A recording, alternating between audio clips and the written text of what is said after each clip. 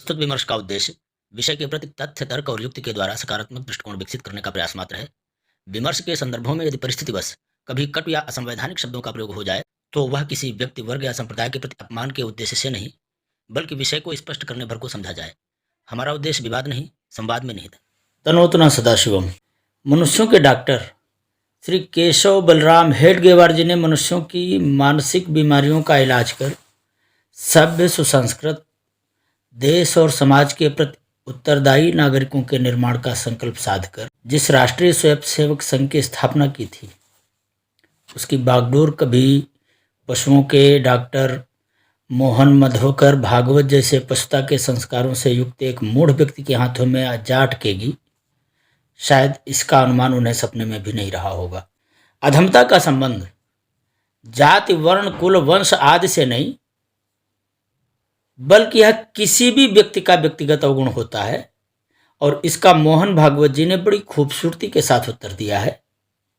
मैंने पहले भी चंद्रशेखर, स्वामी प्रसाद मौर्य जैसे लोगों के संबंध में अधमता की व्याख्या की है, और उस व्याख्या के माध्यम से मैंने कहा है कि भाई अधमता का अर्थ ही है निम्नतर सोच, और यह सोच हमें अनधिकृत कार्यों को करने के लिए प्रेरित करती है।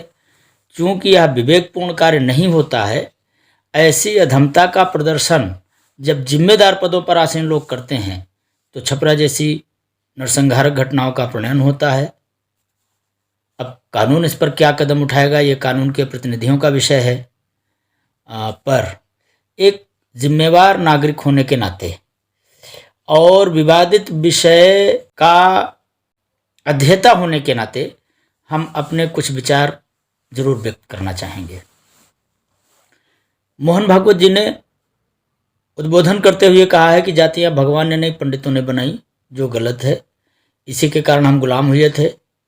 संतों ने सभी मनुष्यों को समान माना है, कोई ऊंचा नहीं, कोई नीचा नहीं, इसे तोड़ना ही होगा। इससे पहले भी वे समलैंगिकता का समर्थन करते हुए पौराणिक दो सगे भाइयों को समलैंगिक बता चुके हैं।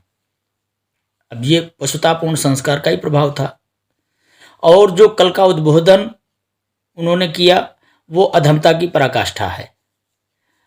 अब आरएसएस जो तर्क दे रही है उनके बचाव में, वे कितने हल्के हैं, और आरएसएस की वर्तमान पीढ़ी शास्त्रों की कितनी विद्वान है और कितनी भारतीयता की जड़ों से जुड़ी हुई है, इस पर विचार आवश्यक है। पहले हम विचार करते हैं कि भाई जाति का मतलब कोश में है क्या। तो जाति शब्द संस्कृत और हिंदी दोनों में ही अलग अलग संदर्भों में आया है।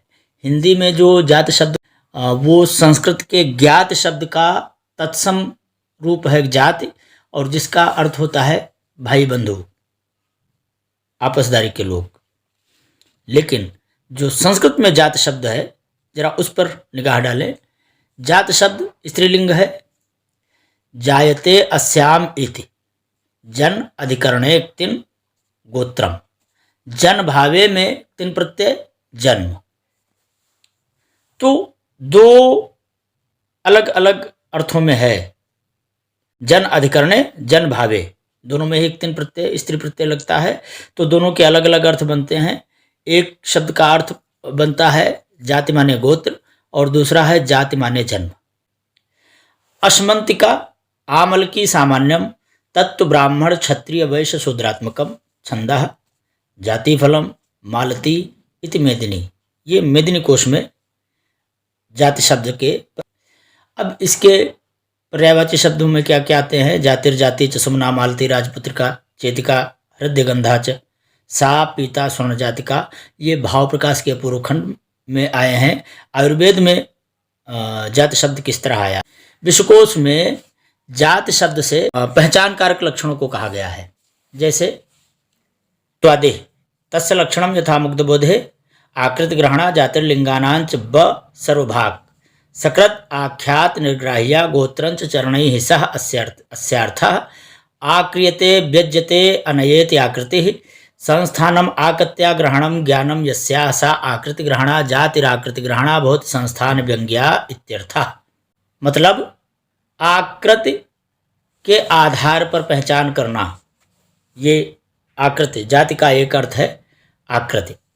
और उसके अर्थों में क्या क्या है, उसके संदर्भों में क्या क्या आता है। तेन मनुष्य गोह मृग हंसादीनाम पृथक पृथक संस्थानैर्व्यज्यमाना मनुष्यत्व गोत्व मृगत्व हंसत्वादिर्जाति एवं ब्राह्मण क्षत्रिय वैश्य शूद्राणाम पृथक संस्थानाभावात् ब्राह्मणत्वादेर्जातित्वं नायातम इति लक्षणांतरमाह लिंगानांच सर्वभाग इति या सर्वाणि लिंगानि न भजते सा च जातिरित्यर्थः। जाति का मतलब है मनुष्य गोह मृग हंसादि नाम पृथक पृथक। मनुष्य गोह मृग हंसादि जो है ये जातियां हैं। गोह एक जाति है, मनुष्य एक जाति है, मृग एक जाति है, हंस एक जाति है। उसके बाद एवं ब्राह्मण क्षत्रिय वैश्य शूद्राणाम पृथक पृथक संस्थानाभावात्, ब्राह्मण क्षत्रिय वैश्य शूद्राणाम पृथक पृथक संस्थान अभावात् ब्राह्मणत्वादेर जातित्वम ना आयातम इति। ब्राह्मण क्षत्रिय वैश्य शूद्र जो हैं ये अलग अलग संस्थान हैं।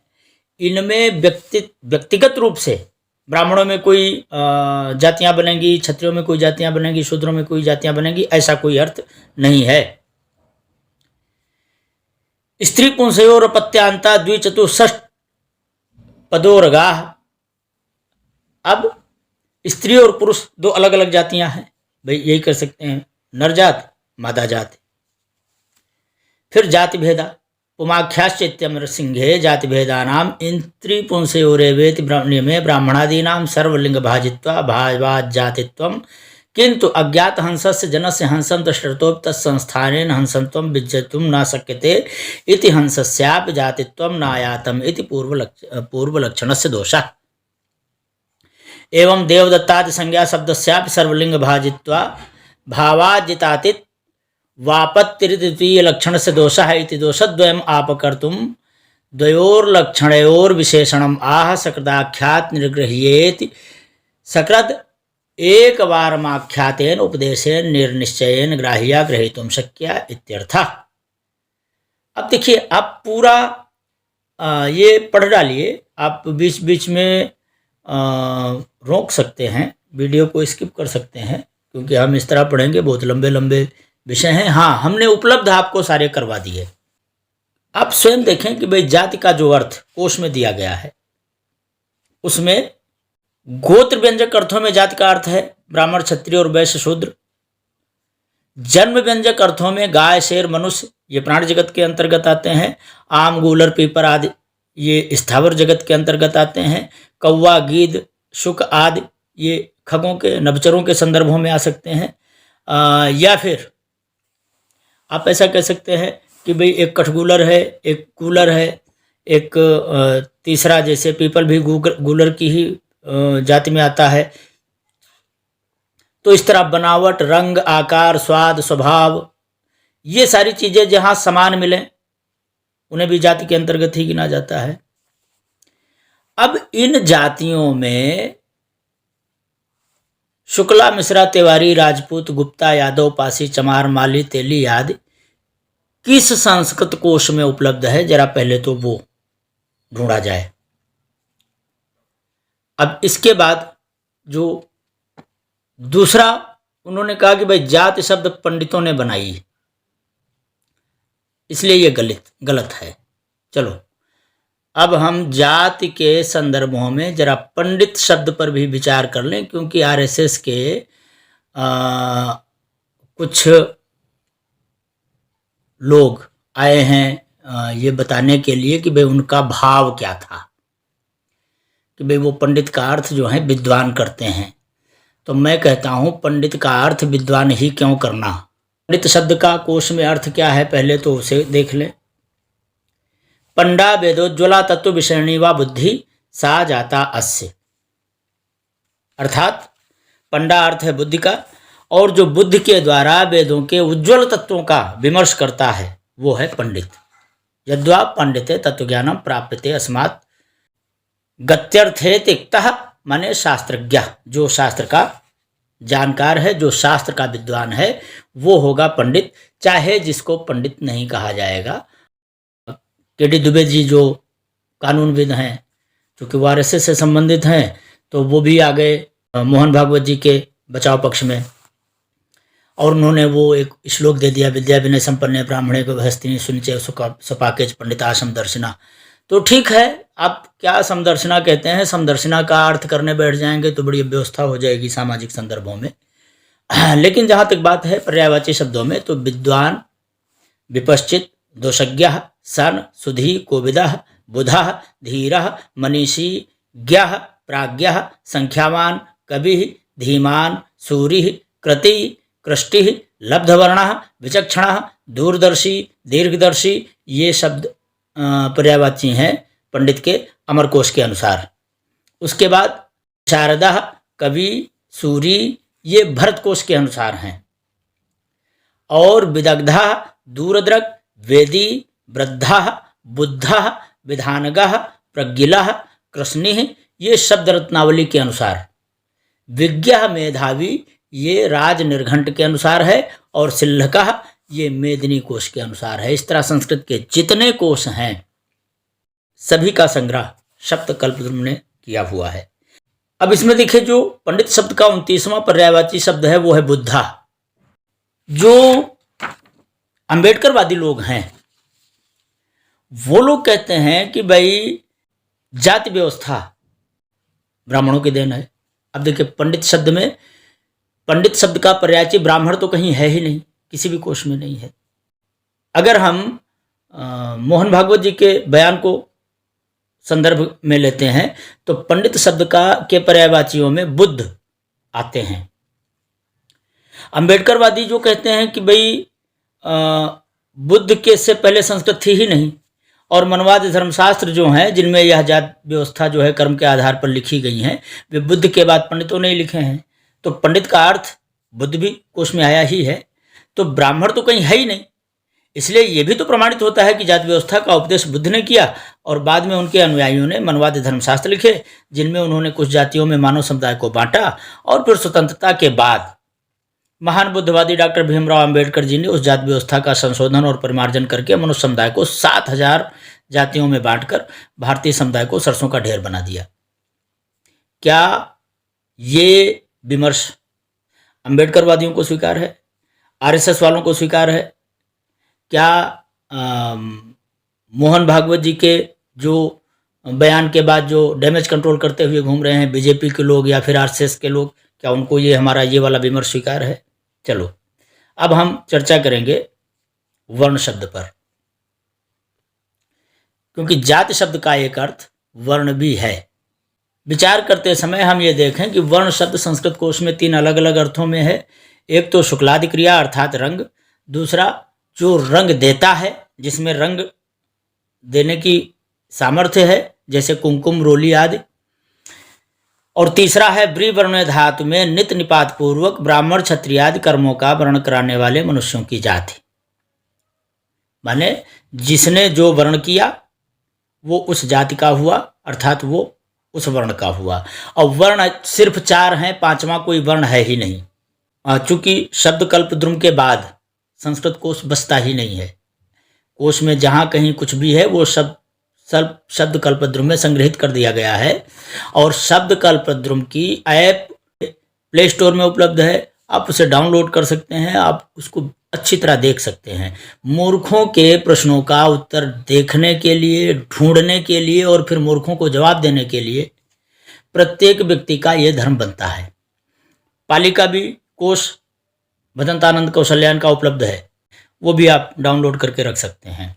तो मैं शब्द कल्पद्रुम के सारे जो वर्ण व्यवस्था से संबंधित विषय है वो आपके सामने रख रहा हूँ। ब्री वर्ण धातु में नित प्रत्यय करके वर्ण शब्द बना है और इसका जो सामान्य सा अर्थ किया है वो है जाति, और उस जाति के संदर्भों में है साच ब्राह्मण क्षत्रियो वैश्य शूद्रश्च।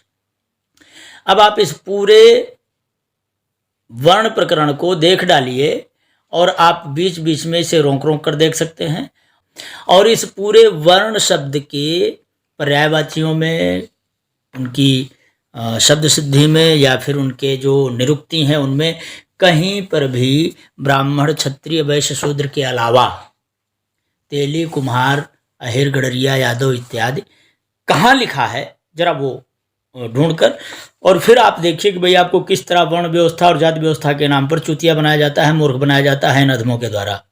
बड़ी सीधी सादी बात है, जात के अंतर्गत ये सभी महान नाम, खत्री, तेली, गडरिया, मिश्रा, शुक्ला, तिवारी, जितने भी ये जाति के नाम पर जो नाम हैं, ये सब संविधान की वर्ग व्यवस्था की देन है। जनरल, ओबीसी और एससी और एसटी में इनका विधिवत उल्लेख किया गया है। अब बुद्ध से पहले संस्कृत थी ही नहीं, मैंने भी मान लिया, सब कुछ बुद्ध के बाद लिखा गया। तो जाति व्यवस्था का निर्माण जो मोहन भागवत जी कहते हैं पंडितों ने किया है, तो पंडितों का मतलब है बुद्ध, पंडितों का मतलब ब्राह्मण तो कहीं है ही नहीं, किसी कोश में नहीं है। अब वो पंडित शब्द कहीं व्यंग्यार्थ के रूप में ब्राह्मण के साथ किसी शास्त्र में लिख दिया गया हो तो वो मैं नहीं मानता। तुम बहुत कुछ नहीं मानते, मैं भी कुछ भी नहीं मानता, मैं कोश को मानूंगा। तो कोश में कहीं भी पंडित शब्द का अर्थ ब्राह्मण है ही नहीं, पंडित शब्द का अर्थ है बुद्ध। और इस तरह मोहन भागवत जी ये कहना चाहते हैं कि जाति व्यवस्था का जो निर्माण किया वो भगवान बुद्ध ने किया, और बुद्ध के बाद बुद्ध के अनुयायियों ने ही इस व्यवस्था को एक सुव्यवस्थित रूप दिया। और फिर उन्हीं के महान अनुयायी डॉक्टर भीमराव अंबेडकर जी ने संविधान में इसको एक सुव्यवस्थित, संशोधित, परिमार्जित स्वरूप देकर, जैसा कि मैंने कहा है कि भाई उन्होंने सरसों का ढेर बना दिया। और मोहन भागवत अब इस ढेर में भारत की संप्रभुता को हिला हिलाकर डुबो देने पर आमादा है। यदि आरएसएस अपने इस महान कर्णधार का ताड़न नहीं करेगी तो निश्चित ही आने वाले समय में भारत फिर से डूबने को खड़ा है, जिसे मोदी जैसे त्यागी और तपस्वी ने अपने तप बल से मझधार से खींचकर किनारे लगाया है। तनोतना सदाशिवम।